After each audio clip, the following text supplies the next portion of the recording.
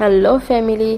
तर आता दिवाळी येत आहे तर काही ना काही नाश्ता सगळेजण बनवतील. तर इथं मी पण एक नाश्ता बनवून म्हणजे अगोदरचा व्हिडिओ आहे तो, पण टाकायला टाईमच भेटला नव्हता. तर मी इथे 1 किलो मैदा घेतलेला आहे आणि त्याच्यामध्ये मी काळी तीळ, व्हाईट तीळ, कलोंजी आणि नमक टाकलेलं आहे आणि घी गरम करून टाकलेलं आहे. घी मी 3-4 चम्मच घेतलेला आहे.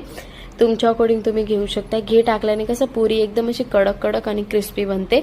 तर बस व्यवस्थितपणे आपल्याला मिक्स करून घ्यायचं आहे आणि व्यवस्थितपणे मिक्स झाल्यानंतर हाताने घी आणि पीठ दोघंसं मोहन देण्यासारखं करून घ्यायचं. जसं आपण शंकरपाळ्यांना करतो ना डिक्टो तसंच झाल्यानंतर आपल्याला थोडं थोडं पाणी ॲड करून असं कणिक भिजवून घ्यायचं आहे. कणिक भिजल्यानंतर आपल्याला त्याला ओल्या रुमालाने झाकून ठेवायचं आहे आणि कणिक आपल्याला ना लूज करायचं आहे आणि ना जास्त कठ्ठण म्हणजे जास्त कडक बांधायचं आहे, मीडियमच बांधायचं आहे. बांधल्यानंतर आपल्याला राहू द्यायचं आहे ओल्या कापडमध्ये 5 मिनटं.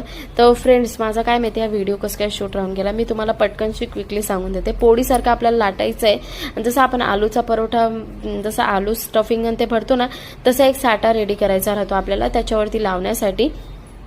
तर त्याच्या साठ्यामध्ये ना आपल्याला 2 चम्मच मैद्याचं पीठ, 1 चम्मच घी घ्यायची, मिक्स करायचं दोघांना आणि जे पोळी लाटलेली राहते ना त्याला व्यवस्थित पसारून लावायचं राहतं.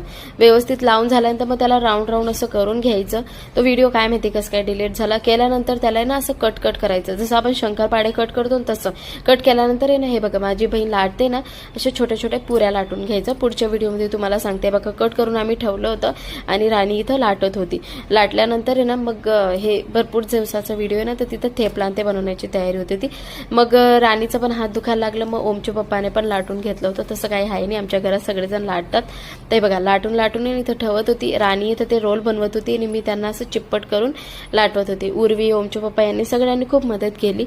झाल्यानंतर तेल गरम करायचं. तेलमध्ये मस्तपैकी पुऱ्या अशा फ्राय करून घ्यायच्या आणि आपल्या रेडी झालेल्या आहेत या एकदम खस्ता, एकदम क्रिस्पी पुऱ्या मैद्याच्या आणि खूपच टेस्टी आणि खूपच छान लागतात.